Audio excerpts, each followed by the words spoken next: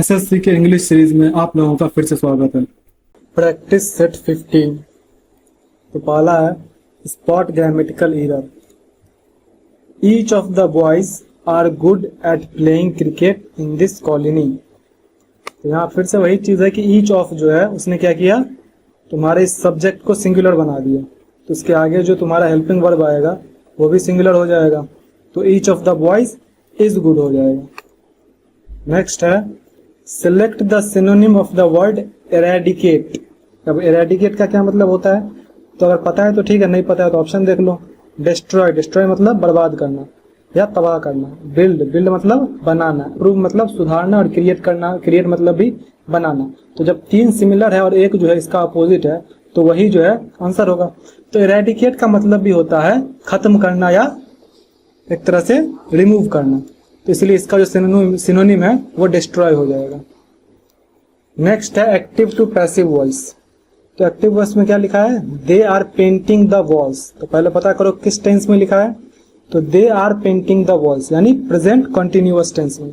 तो जब present continuous में है तो क्या करेंगे, बस is plus being plus V3 लगा देंगे और सब्जेक्ट ऑब्जेक्ट को उल्टा कर देंगे। तो क्या हो जाएगा, द वॉल्स। तो वॉल्स लिखा है तो उसके बाद क्या आएगा, आर आएगा, क्योंकि वॉल्स जो है वो क्या हो गया, तुम्हारा प्लूरल हो गया। तो the walls are being painted. अब बाय देम तुम लिखना चाहो तो लिख भी सकते हो और नहीं लिखना चाहो तो नहीं भी लिख सकते, क्योंकि इतना तो कॉमन सेंस की बात है कि पेंट किया जा रहा होगा तो आदमी ही पेंट कर रहा होगा। तो the walls are being painted. Next है तुम्हारा she congratulated me blank my success. यानी यहाँ पे कौन सा प्रीपोजिशन आना चाहिए, तो उसने मुझे मेरे सक्सेस पर बधाई दी। तो she congratulated me on my success हो जाएगा। नेक्स्ट है तुम्हारा identify the error. Neither the teachers nor the students was ready for the trip.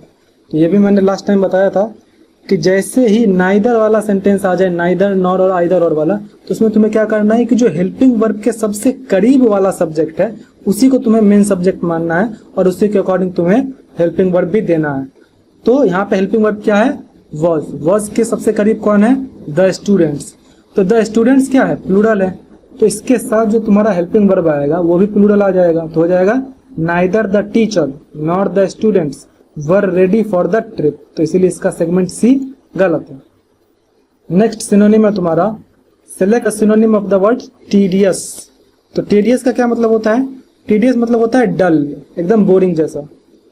तो अगर बोरिंग जैसा है उसमें ऑप्शन में बोरिंग दिया हुआ है तो यही आंसर हो जाएगा। अब बाकी तुम ऑप्शन से भी कर सकते थे कि इंटरेस्टिंग, एक्साइटिंग और जॉयफुल जो है एक जैसा लग रहा है, लेकिन बोरिंग उन तीनों से ऑड वन आउट है। नेक्स्ट है तुम्हारा substitute the underline segment. He denied to go there.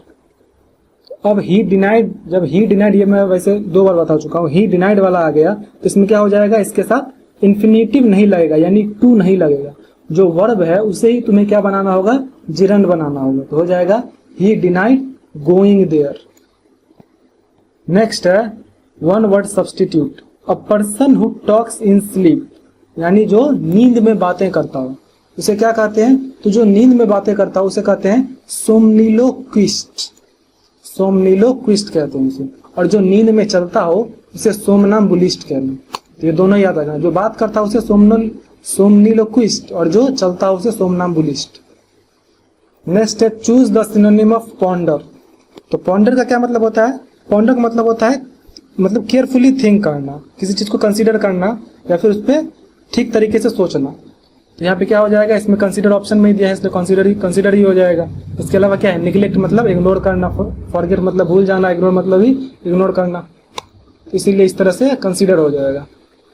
Next है antonym. Choose the opposite of profound. तो प्रोफाउंड का क्या मतलब होता है, प्रोफाउंड का मतलब होता है एकदम डीप, इंटेंस वाली चीज है। तो यहाँ पे क्या बात कर रहे हैं, डीप है, फिर सुपरफिशियल है, इंटेंस है और सीरियस है। तो क्या हो जाएगा, सुपरफिशियल, क्योंकि ये तीनों तो डीप, इंटेंस, सीरियस जो है वो गहरे तरीके से, जैसे मान लो प्रोफाउंड थिंकिंग हो गया यानी डीप थिंकिंग, तो ये तीनों गहराई की बात कर रहा है, जबकि सुपरफिशियल जो है वो शैलो की बात कर रहा है, तो इसलिए सुपरफिशियल हो जाएगा। नेक्स्ट तुम्हारा सिनोनिम है choose the synonym of the word lethargic. तो लेथर्जिक क्या होता है, जिसमें एनर्जी ना हो, यानी बहुत ही डल टाइप का आदमी समझो।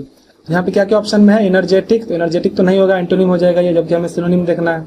इसके अलावा है स्लगिश, चीयरफुल एंड एक्टिव, तो स्लगिश हो जाएगा, क्योंकि स्लगिश का क्या मतलब होता है, एकदम मतलब जिसमें बिल्कुल भी एनर्जी ना हो, एकदम लेजी हो।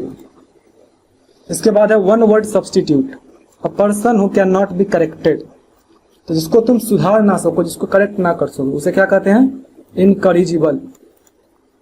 नेक्स्ट है select the incorrectly spelled word, अब इन चारों में से कौन सा गलती स्पेलिंग लिखा हुआ है, तो अकरेंस OCCURRENC सही है, सेपरेट भी सही है, रिसीव, देखो रिसीव गलती लिखा है क्योंकि RECEIVE जो है वो इसका रियल स्पेलिंग होता है, तो इसलिए ये जो है गलती लिखा हुआ। और स्पेलिंग करेक्शन के लिए एक ही चीज़ है कि तुम ज़्यादा से ज़्यादा किताब पढ़ो भाई, कि जब तक वो वर्ड्स तुम्हारी आंखों के सामने से 50-60 बार ना निकल चुके होंगे तुम नहीं फाइंड आउट कर पाओगे, क्योंकि जैसे वो गलती लिखा होगा ना तुम्हारी आंखों में गड़ेगा कि नहीं, इस तरह से ये नहीं लिखा जाता है। नेक्स्ट है तुम्हारा passive to active voice, change into active, the thief has been caught by the police, तो पहले देखो ये किस टेंस में लिखा है, तो प्रेजेंट परफेक्ट टेंस में लिखा हुआ है, तो जब इसको एक्टिव में बनाएंगे तो क्या करेंगे, सब्जेक्ट ऑब्जेक्ट को आपस में बदल देंगे, उसके बाद हैज प्लस V3, तो क्या हो जाएगा, the police have caught the thief, यहाँ पे देखो द पुलिस के साथ हैव लगेगा, हैज नहीं लगेगा, तो इसलिए हो जाएगा D, the police have caught the thief. Next है तुम्हारा she is married with a doctor, अब देखो मैरिड के साथ जो है विद नहीं लगता है, मैरिड के साथ क्या लगता है, टू लगता है, तो इसलिए जो है इसको तुम इससे सब्सटीट्यूट कर दोगे तो ये सेंटेंस करेक्ट बन जाएगा, she is married to a doctor.